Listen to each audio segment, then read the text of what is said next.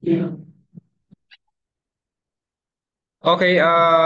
good morning. So how to save your PowerPoint as a movie or MPEG. So after editing, go to File and then Save As and then Browse.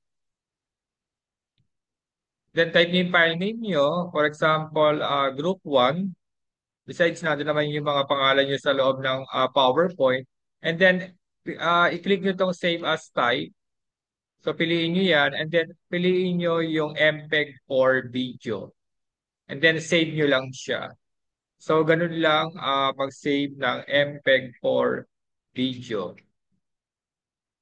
So testing nyo dapat kapag chinekan ko siya, ang makikita ko is nakaganito na siya. Kapag in-slideshow ko, ganito yung makikita ko.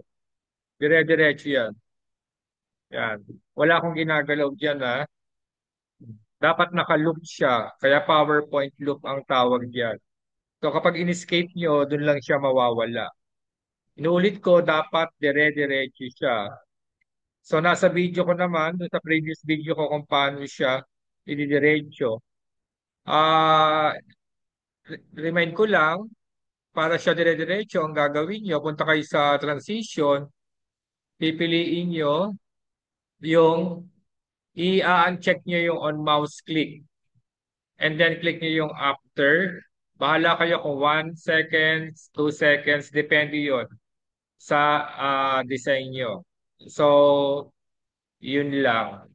Bahala kayo kung anong animation ang i-apply nyo sa pagandahan to, pagandahan. Bahala kayo.